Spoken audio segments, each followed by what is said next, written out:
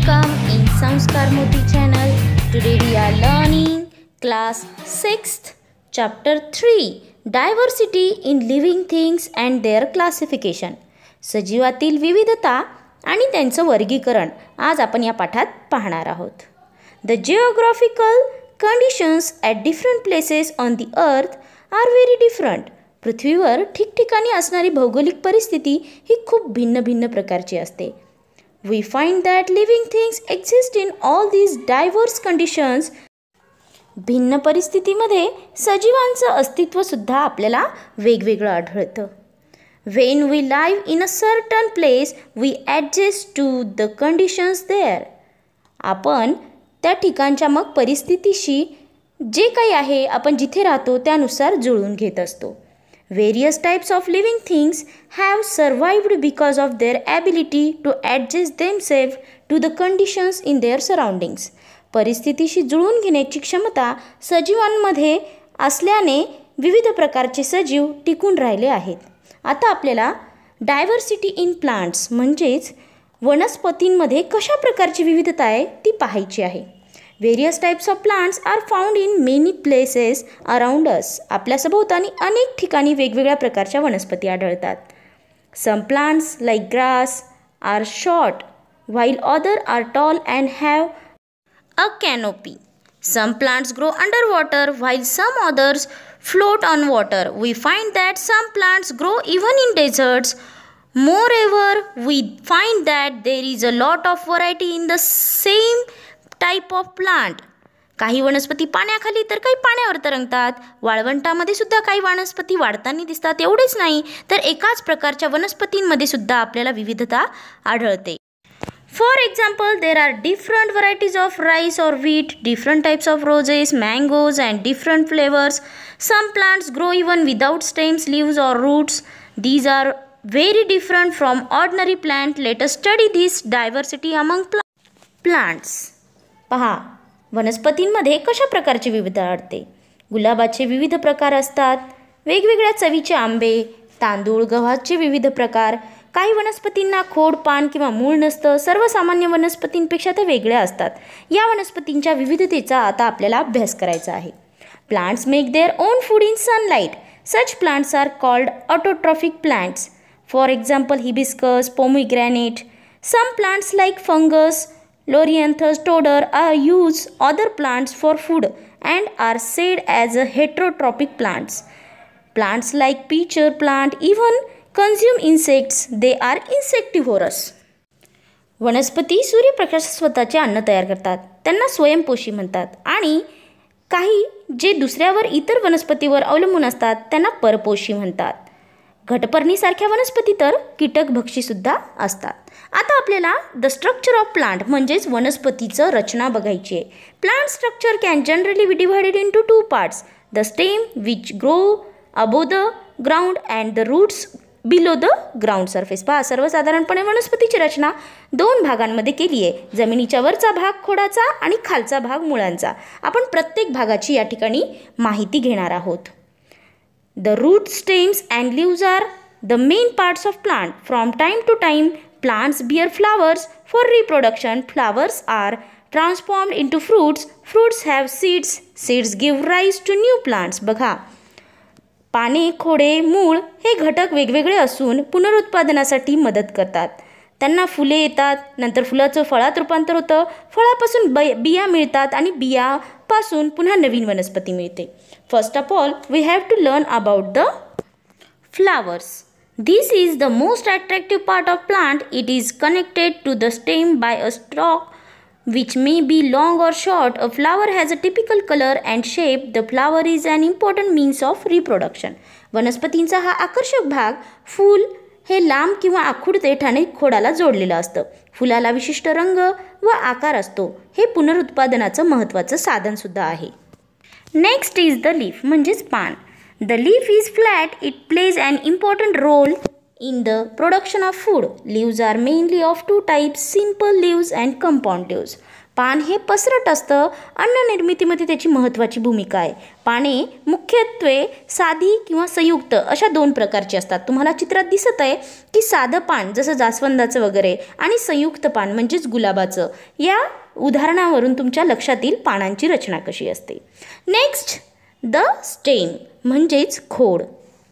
The height, shape and size of a plant depends upon the stem. The stem carries out the function of production, conduction and storage of food. In some plants, it has the function of reproduction. It gives support to other parts of the plant. वनस्पतींची उंची, आकार खोडावर अवलंबून असते. खोड हे अन्न निर्मिती, अन्नवहन, अन्नसाठा आणि काही वनस्पतींमध्ये तर पुनरुत्पादनाचं सुद्धा कार्य करतात. याशिवाय ते वनस्पतीच्या इतर भागांना आधार देण्याचं काम करतात. नेक्स्ट, फ्रूट म्हणजेच फळ. Fruits have different shapes. Fruits content 1 or more seeds. The pods of beans and peas are actually fruits. बघा, फळे ही वेगवेगळ्या आकारांची असतात, रंगांची सुद्धा. फळांमध्ये 1 किंवा एकापेक्षा अधिक सुद्धा बिया असतात. तुम्ही स्वतः फळं खाऊन पाहिली असतील किती विविध प्रकारची फळे असतात. घेवडा, वाटाणा या शेंगा म्हणजे सुद्धा फळेच आहेत. तुम्हाला फळांचा जास्तीत जास्त अनुभव आहे. आता आपण शेवटचा भाग द रूट म्हणजेच मुळे यांच्याबद्दल माहिती घेऊया. Roots hold the soil firmly and अँकर the plant. The main functions of the roots are to absorb and transport waters and nutrients from the soil. The roots of the carrot and radish also store food. There are 2 types of roots, tap root and fibrous root. पहा, मुळे या कशा प्रकारचे असतात. ते माती घट्ट धरून ठेवतात, वनस्पतींना आधार देतात. जमिनीतील पाण्याचे आणि पोषक तत्वांचे शोषण व वहन करणे हे मुळांचं मुख्य कार्य आहे. गाजर आणि मुळा यामध्ये मूळ अन्नसाठा करण्याचं सुद्धा कार्य करत असतं. मुळे ही 2 प्रकारची असतात. तुम्हाला चित्रात दाखविल्याप्रमाणे पहिला प्रकार आहे सोटमूळ. ते हिबिस्कस किंवा बनियान ट्री अशा प्रकारच्या झाडांचे असतात. आणि दुसरं आहे फायब्रस रूट म्हणजेच तंतुमय मूळ, जे कांदा, गवत अशा प्रकारच्या वनस्पतींना असतात, म्हणजेच टॅप रूट आणि fibrous route.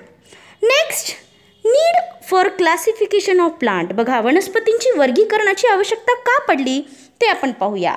Up to now, information about lakhs of plants has been collected. While studying the diversity in plants, they are classified for the sake of convenience on the basis of the similarities and differences in their structure, their organs and their other characteristics. विविध वनस्पतींच्या संख्येचा विचार केला तर आजपर्यंत लाखो वनस्पतींची माहिती जमा झालेली आहे. वनस्पतींच्या या विविधतेचा अभ्यास करणे सोयीचे होण्यासाठी रचना, विविध अवयव, इतर वैशिष्ट्यांमधील साम्यभेद यांच्या आधारे त्यांचं अशा प्रकारे वर्गीकरण, आपल्याला वनस्पतीचं नाव, ते कुठे आढळतात, कसे वाढतात, खोडाचं स्वरूप कसं आहे, उंची केवढी आहे, फांद्या किती असतात, पाने, फुले, फळे आणि त्याचा उपयोग काय, अशा प्रकारे आपल्याला वर्गीकरण करायचं आहे. The scientist Carolus Linnaeus made the first scientific classification of plants. Initially, it was his method of classification that was used by all. Carolus Linnaeus या शास्त्रज्ञाने प्रथम वनस्पतीचे शास्त्रीय वर्गीकरण केले आणि सुरुवातीस त्याने केलेल्या वर्गीकरणाची पद्धत सर्वत्र वापरली जाते. तुम्हाला चित्रात दिसतंय क्लासिफिकेशन ऑफ प्लांट्स म्हणजे वनस्पतींचं वर्गीकरण कसं असतं. We can easily notice the differences in the shape and height of the plants in our surroundings. It is easy to classify the plants on the basis of this observation. सभोवतालच्या वनस्पतींचा आकार, उंचीमधील फरक आपल्याला लगेच लक्षात येतो. त्या आधारे आपण वनस्पतींचे सहज वर्गीकरण करत असतो. पहा कशा प्रकारे वेगवेगळ्या वनस्पती आपल्याला दिसू शकतात. First of all we have to learn about the trees म्हणजेच झाडे. Some plants grow tall. Their stem or trunk is hard and strong. They have branches at some height above the ground. They bear flowers and fruits for many years. Such plants are called trees. Trees are tall, big and perennial. Examples, they live for many years. बघा, काही वनस्पती उंच वाढतात, त्यांची खोड टणक व मजबूत असतं. त्यांना जमिनीपासून काही उंचीवर फांद्यासुद्धा फुटतात. त्यांना अनेक वर्षे फुले फळे येतात. अशा वनस्पतींनाच वृक्ष म्हणजे झाड म्हणतो. वृक्ष हे उंच व आकाराने मोठे आणि बहुवार्षिकी असतात, म्हणजे त्यांचं आयुष्य हे खूप आहे. जसं आंब्याचं, वडाचं, चिंचेचं झाड हे आपल्याला लगेच समजतं की हे ट्री म्हणजेच वृक्षामध्ये मोडतं. नेक्स्ट पाहायचं आहे आपल्याला श्रब्स म्हणजेच झुडपं. Some plants grow close to the ground. They give out branches very close to the ground. They are shorter and smaller than trees, but they have a thick and hard stem. The oleander, hibiscus, lantana, coronanthi and rose are shrubs that may grow up to 2 to 3 meters. काही वनस्पती जमिनीलगत वाढतात. जमिनीच्या लगतच त्यांना अनेक फांद्या फुटतात.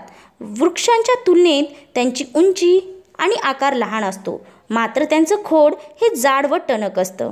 कण्हेरी, जास्वंद, घाणेरी, कोरंटी, गुलाब ही सर्व झुडपे 2 ते 3 मीटरपर्यंत उंच वाढतात. जास्वंद, कण्हेरी, घाणेरी ही त्यांची उदाहरणे आहेत. शाळेमध्ये तुमच्या परिसरामध्ये बागेत किंवा इतर ठिकाणी फेरफटका मारून तुम्ही निरीक्षण करून वेगवेगळ्या वनस्पतींची जी आपण सांगितली त्या प्रकारची तुम्ही यादी तयार करून तुम्ही चर्चा करायची आहे वर्गामध्ये सुद्धा, आणि सर्व माहिती त्या तक्त्यात लिहून सुद्धा काढायची आहे. पुढील प्रकार आहे हर्ब्स म्हणजेच रोपटे. Herbs grow 1 to 1.5 meters tall.